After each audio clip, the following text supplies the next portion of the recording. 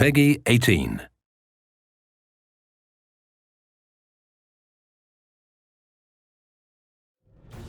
The most versatile, explosive action hero around. Yeah, that's a tough question. Badass. I mean, he isn't really a good guy, is he? We are focusing a little bit more on Rico this time around to show him his personality that's sort of been hidden in the first two games.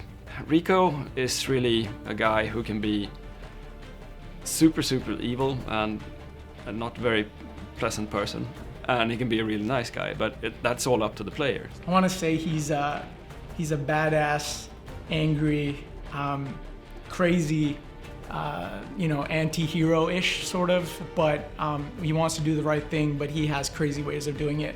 And so for us in this project specifically, Rico is the savior coming back to retake his home.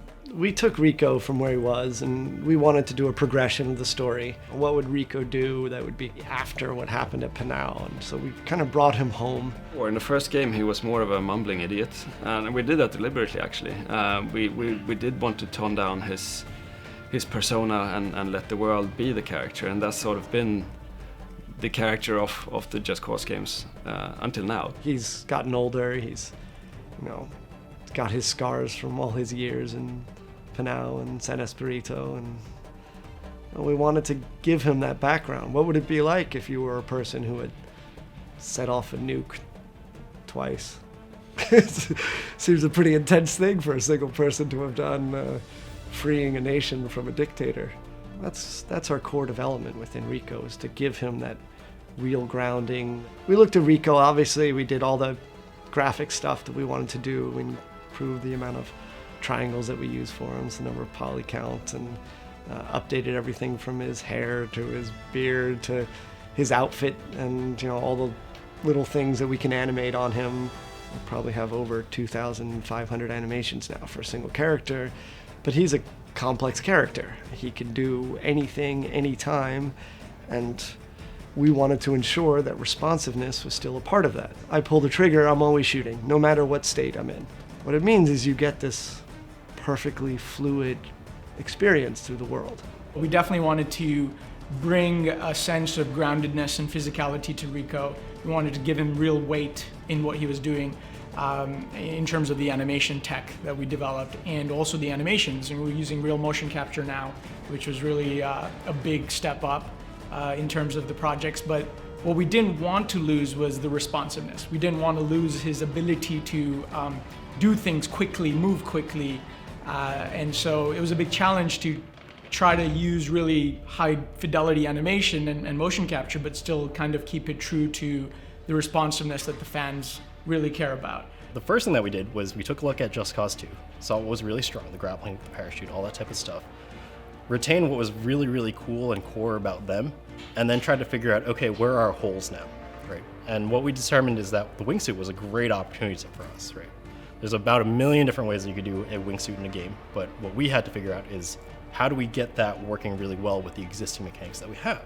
Just like you could slingshot your way through the world with the grappling hook and the parachute in JC2, you can still use the grappling hook while you're in the wingsuit.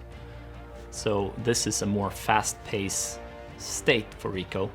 You can use your grapple to grapple anything in the world, change your direction, go underneath tunnels, between buses, pretty much anything. I'm not sure there's a crisp verbal explanation of why it's so great to use the wingsuit, but it's one of those things where I think once you hold it in your hands and you kind of have this mental mapping of, oh, it's generally going forward, and being able to mix that together, kind of creating velocity and being able to use those velocities to create a parachute that has a nice little sequence, all that stuff just works really nicely together. That was just a bunch of hundreds of iterations on the wingsuit and parachute and all that stuff together. The parachute now allows us to shoot every weapon, transition out of it, reel back in out of it, but gives Rico a whole nother tool set for combat. The game gets easier when you do crazier things. We upgraded his grapple hook, so the grapple hook looks cool and sleek and has a bit more of a modern feel to it. We also have some cool stuff for the dual tether, right, with the grappling hook where you get to kind of tether things together. First, we took a lot of inspiration from the modding community. We let you have more tethers, and it turns out they're absolutely right, like they usually are. And it is more fun to be able to have more than one tether. One of the things we wanted to make sure was moving around the world in a very vertical world in this playground had to be amusing. And a lot of games do an open world, but then it can be a little tedious, and after a while you just start jumping around using fast travel. We wanted to try to create an experience where just moving to the other position was fun. That piece of picking up a controller and just having an enormous amount of fun is why we're all in this business to start with.